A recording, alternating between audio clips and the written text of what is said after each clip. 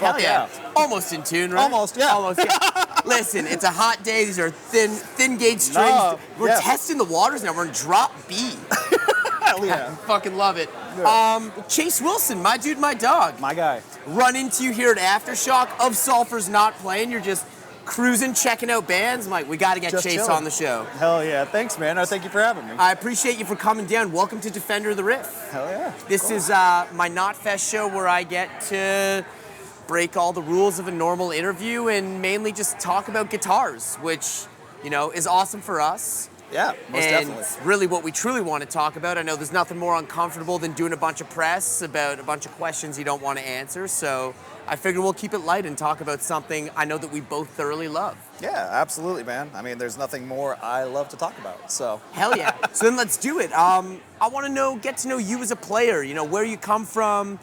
Who were those original, you know, six-string guitar gods that you idolized? What are the first sounds that really catch your ear? Give me the villain origin story. The villain origin story, really, the first band I fell in love with that was, you know, even close to heavy metal was Linkin Park. That was my thing, you know, and, you know, Linkin Park led into Disturbed led into Pantera, which is now become my favorite band of all time, and, you know.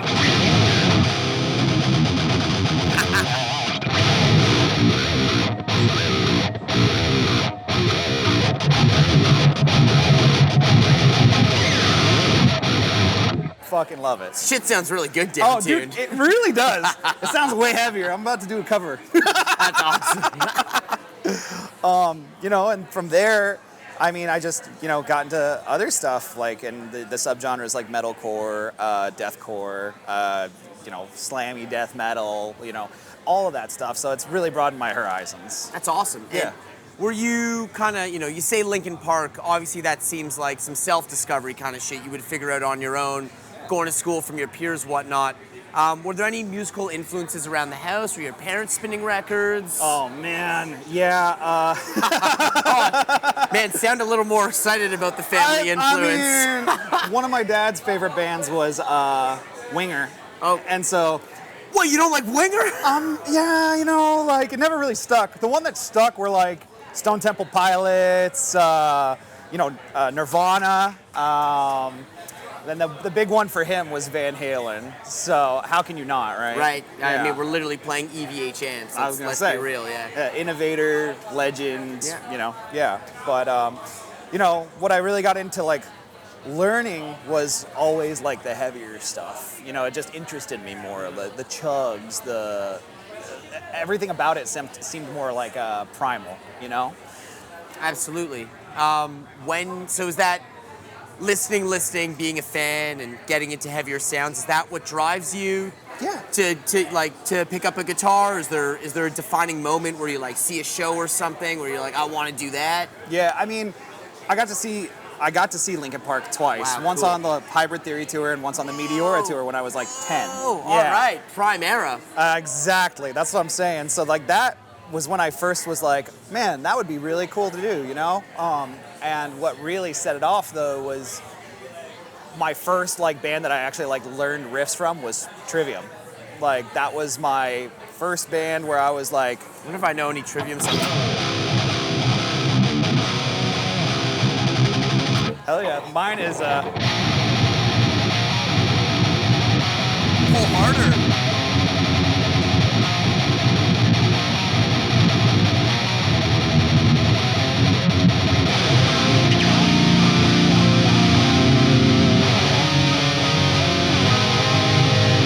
Yeah, something like that. love it. Something along those Dude, that lines. early Trivium I've been stuff drinking was- a little bit, so it's like not there. That early Trivium stuff was like game changer for a lot of guys our age, man. It really was, and it honestly, I still to this day say that Ascendancy is the best metal record I've ever heard in my entire life, Wow. front to back. So I worship that record too. I get that, man. I do. Yeah. Is not only like on a obviously production, it like just sounded fucking so good. Yeah. But the songs, it kind of took everything that was really easy to get into about the traditional metal, Metallica, etc. that I was already listening to. Mm-hmm. Plus, it kind of like dips into the heavier. It was screaming and that type of like the melodic, like even in that song, like that fucking octave on the higher note on that intro riff. Oh yeah, that it's a.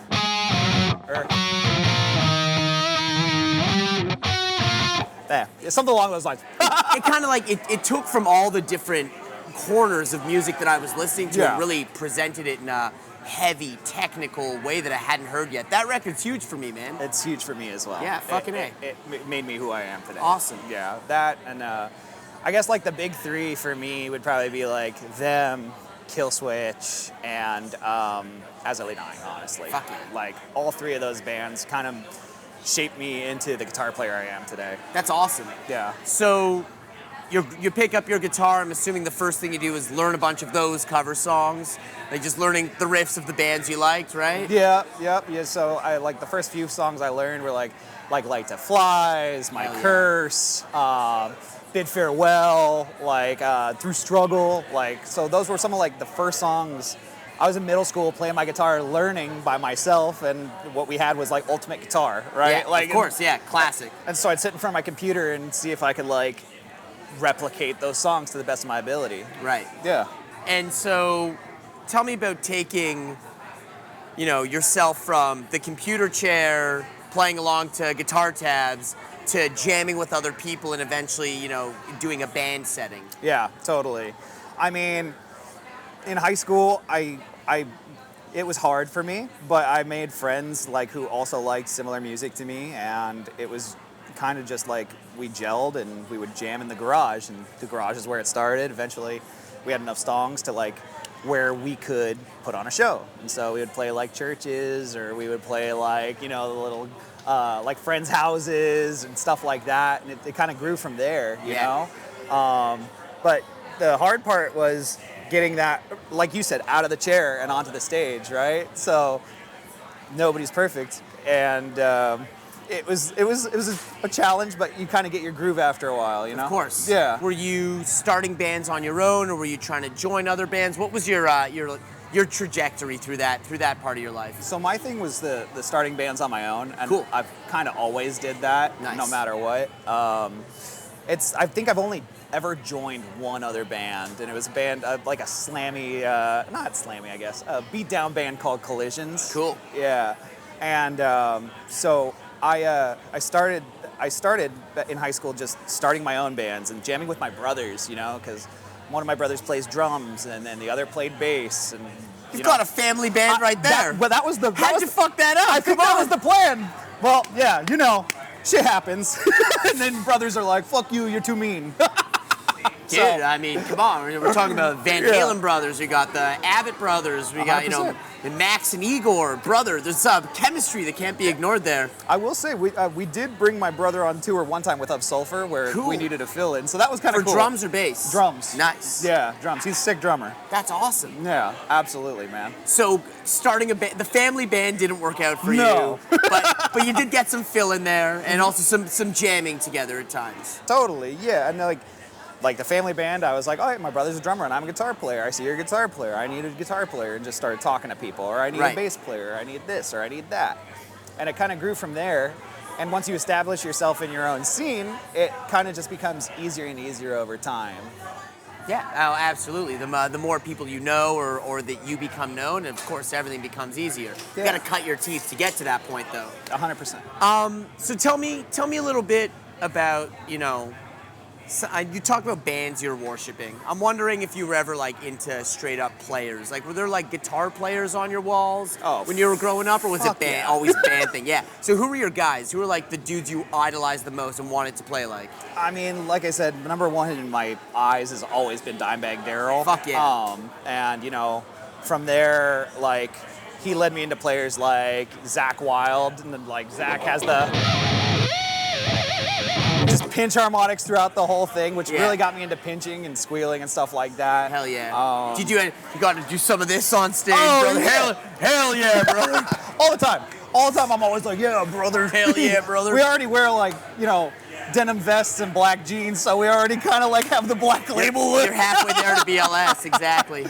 But yeah, it's so them, Zachy Vengeance and Sinister Gates. They played last night here. Venge played the other night. It was awesome. Yeah, man. I mean, that was like some of my first, like, who doesn't know? Fuck that one.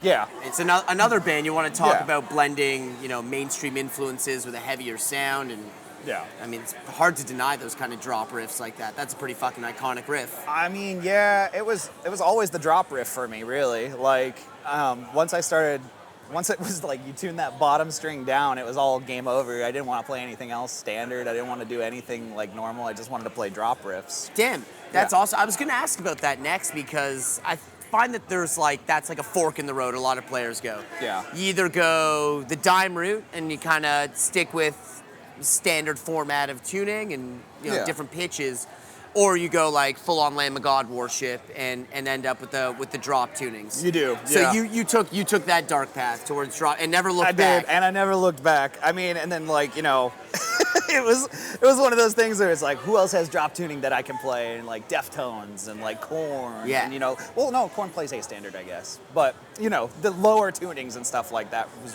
just something I was really interested in. And then it got me into bands like the Acacia Strain and Emir, like just Chug Lords, which I fucking love. Chonky Chug Life. Yeah, dude, and they're like kings of that riff, like, you know what I mean? So if you've got guitars at home that aren't touring guitars, just like personal guitars at home, what tuning do those sit in? oh man, normally they don't sit in anything above A. Drop A. That's awesome. I mean, I just love the sound. It's melodic enough to where you can still get like crazy nice melodies on the high end, but powerful enough to just, rip and like somebody have that stank face, That's fucking awesome. Yeah. And with lower tunings, with great power comes great responsibility. Yeah. With lower tunings comes a larger string gauge. It does. Yeah, what strings you rocking? I just talked about this actually. Eyal, who runs Riff Hard, posted something about it, and he was like, heavy strings, heavy pick, what do you use? And I posted, man, I use like a 74 and a 2.0. Whoa! Yeah. That's insane. Yeah, so... I know you grabbed one of my picks, you're like, oh, this is nice. I'm like, yeah, that's the thickest one I've got. Yeah. So I've just always played like that. I don't know why. It's like more comfortable for me, but it's just, I don't know. I think I read somewhere that like Zach used heavy picks too, and I think he uses like, I was corrected because he doesn't use a 2.0, he uses a 1.14 or something. Yeah, that's what these are, the purple ones. Yeah. And I just moved up and up and up to say, I was like, I want the thickest pick I can have, And I don't know if it's because it's easier on the attack of the strings, that I don't have to dig in as hard, or if it just feels right, you know what I mean? That's fucking awesome. I'm all about the 1.14. I struggle. I feel like I should use a lighter pick. Yeah. Just because of the way I play and what I'm doing, but I always end up going back to that gauge. That's why if you see, there's some 88 sitting on the table, but it's not what I'm using. Yeah, I mean, like, you just can't deny that. No, for real. It just feels right and it sounds right. No, you got to have the chonk. You got to have the thick pick, the attack, right? 100%. What do you rock gear-wise? Run me through guitar, pedal, amps. What are you rocking? Totally, yeah. So I actually am endorsed by Balaguer guitars. Cool. They're awesome. I love it. I have some like boutique shit I don't even know about. Yeah. All right. They do like semi-custom guitars. It's kind of like you can go through, pick your body type, pick your strings, like number of strings, pickups, where you want the placement, stuff like that. What's the brand called? Balaguer. Balaguer? Cool. Yeah, and they're awesome. They put me on their page and everything like Nice. that. But they do like almost like vintage style bodies. So I had to get the JM style body with the 7 strings. And I rock Fishman pickups. The Fluence? Yeah. Yeah, I love Shout that. out Ken Susie. You're playing a Fluence right now. Ken will be very pleased. I love it, man. Like, honestly, I was a huge EMG fan before before Fluence even existed. Of right? course, yeah. And the minute I actually bought a Steph Carpenter LTD, and nice. It had the moderns in it, and I was like, oh my God, what have I been doing? You know what I mean? Dude, that's exactly what happened to me. I've been playing EMGs my entire life because, of course, that was the pickup. It was the pickup. And out of nowhere, I got an ESP. They did a Millie Petroza, shout out creator. They did a Millie Petroza signature, and it had the Fluence in it, the Fluence Modern. Yeah. And I was like, holy shit. Dude. This is the craziest sounding pickup I've ever heard. The different voicings, it's unbelievable how it's very articulate, and the note clarity, it's unreal, man. Yeah. It just rings in a certain way that other pickups don't. Absolutely, yeah. And like the thing that got me was the bite that the pickup had, but the clarity you get out of it. Right. No screeching, no excess noise. It was it was perfect. What voicing do you use on it? So I have one. Normally, I'm so easy. Like, I don't really do a whole lot. Do you want a cheeseburger? It looks like they got some cheeseburgers over there.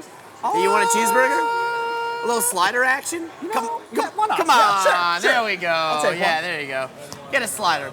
No, I'll have one with you. I think it'll just really enhance things. Love that. Sweet, thank you so much. Thank you, appreciate it. Wow. Yeah, now we can have some dinner while we do this. Dinner and an interview. Wow. Yeah. What voicing are you using on that Fluence? I'm so easy. I just use the one voicing, so I'm very, very basic, really.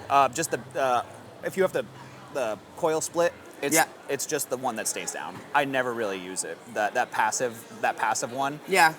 It sounds great, and if you're using it for certain styles of music, like I know for like gent or like for stuff like that, some rounded out sound, passive sound is like really cool. But I like bite, and I like stuff that has a really like crunchy, like brutal like tone. See, I only bring it up because I'm the same way. I use the one voicing for everything I do. Mm-hmm. But isn't it nice to know that your pickup can also do that? It is, because I have the Tosins like in another one. There you go, and that's an insane set. That's a really good signature set. It really is, Dude, man. these burgers were a great call. These are delicious. No, these are Shout out to fantastic. the catering at Aftershock. These are delicious. We even got napkins. Look at this. Shit. Look at Thank this you so service much. right Appreciate here. Yeah, this is a great idea. It's nice to know, like, whether or not you use it. It's nice to know that you have it, right? Yeah, absolutely. I'm gonna put that down for a second. Yeah, these were a great idea. No, that is fantastic. Yeah. Yeah. But yeah, no, they're such versatile pickups, and I feel like What is that? A horseradish aioli on there? I feel like it is. Yeah. I'm trying to figure it out too. I was like, onion? Oh, please. I said we're talking about the real shit here. Is that burgers and guitars? Yeah, 100%. So you got your semi-custom guitar, which is that, would you consider that your signature model? I guess because you're endorsed, they built it for you. I wouldn't say it's a signature model. Right. It is my own specific model for me. It's built to your specs. Yeah. There you go. It's custom shop. There Totally. you go. So it's custom shop. Yeah. Fishman's in it. What are you using? Like a big pedal board, small pedal board? Do you use a real amp? Do you use a modeler? What do you use? I use the modeler. What do you use? Quad Cortex? No, actually, I use the HX Stomp. Oh, use the Stomp. Dude, Bro. That is, for a fraction of the price, Dude. an incredible system. It's so nice, and honestly, I dig some of the tones there better than some of the other modelers out there. Wow, that's awesome. Yeah. I've got it dialed in, and the thing that I saw was, a lot of people on tour using the Stomp. Yeah, the Stomp's great. Yeah. I picked one up for home. I was doing some Twitch streaming. Oh, and I dude. needed something, a good digital interface and something with a versatility, and someone recommended the Stomp to me as a game changer. Absolutely. And we have our, patch changes through the laptop and everything like that. Nice. So it just stays in a drawer and I don't The have to do show's anything. all on MIDI and everything. It's all very organized. Absolutely. That's awesome. Yeah, man. So realistically, I guess there's no other pedals then. It's all programmed in patches. Yep. And you just run it through a cab or something, like through a power section of an amp and Front of house. Oh, so you wear ears on stage? Absolutely. Oh my God, you're so fucking pro. This is actually my first band trying it. So like I'm by no means a pro, but I'll never go back after using it. Well, I mean, once you've experienced identical tone and identical mix every night, stage sound, it's hard to go back. It really is. It is. Tell me about, the band. I know Burden of Faith has been out for some time now. Yeah. People are really stoked on it. What's going on in that camp? And, give me some juice, man. Give me something good. Give me something good here. I brought burgers to set for you. You did bring burgers for me. How can I deny that? Yeah, give me something good. Almost as good as the grilled onions and horseradish aioli on that. Okay, so does grilled onions. I was like, I definitely taste grilled onions. That's delicious. Yeah, man. I mean, Burden of Faith has been out since March. I'm really stoked on that release. I've never been more proud to release music, so I'm stoked that, so many people like it. We are currently writing for another album. Nice. You may or may not get some stuff before that. Right on. We're actually playing a show with Bleeding Through for their anniversary of This Is Love, This Is Murderous at Anaheim House of Blues. Yeah. That should be cool. And then we have something planned for February that should be coming soon. That's not too far away. That's right around the corner. Yeah, absolutely. That's going to be... I'm very, very proud. I wish I could say, but I can't say right now, unfortunately. Hey man, you've already given us enough of an exclusive peek. Yeah. I like that. Yeah. I want to touch on something else about Ov Sulfur. Up until maybe I sat and watched an Ov Sulfur music video, I thought the most blasphemous thing I had ever seen on band merch was "Jesus is a cunt," the legendary, the most banned T-shirt of all time. And I thought that was pretty much like, how do you get more blasphemous than that? Well, Ov Sulfur really tried to one-up everyone. Tell me about the anti-religion imagery. Tell me about that side of the band, and give me some insight into how that fits into the whole creative picture. I mean, yeah. So pretty much, Ricky and I, we love studying like religion. We love studying on how it's affected the world, and kind of digging deeper into how we as like musicians with a platform can kind of like, let other people know about it. It's something that has been with me since I was very young. I didn't grow up in a religious household, I'd say, but I grew up like, with the pressure of, having that religiousness and having that like, you need to do this, otherwise you're gonna go to hell, and you're gonna burn in hellfire and stuff like that. And it's like, that's not right to be teaching like, your kids, and like we can teach other things. Like if you believe in a higher power, that's very cool. I appreciate that, and I can understand that, and I see the benefit to it. However, to push it on to other people like, the Catholic Church does, or like some of these other religions might, is detrimental to like our youth, and not thinking for themselves, and I feel like they want this hive mind of this is what is right and this is what you need to do, and don't think for yourself, and don't, we get into this like prison of religion. Whereas like if you study it and you understand it and everything, it's a lot easier to take in, Right. To make, read about it on your own, do your own research, and make your own, come to your own conclusions, I suppose, not to feel like something was pushed upon you. Absolutely. And as we know, Ricky's probably the most blasphemous dude in the band. You just made a really elegant speech out of religion, which is something that your band has literally taken, courtesy of Ricky, and fucking just like shit all over. Yeah, it's a very polite way of saying, we like to shit all over religion in Ov Sulfur. Totally. Fucking awesome. Dude, Chase, it's been rad hanging and talking guitars and shit, eating burgers with you. Yeah. Take us out with a sick ass. What are we? We're in drop B now. Drop B? Drop B. Give me a sick ass Ov Sulfur riff in drop B, baby. Shit.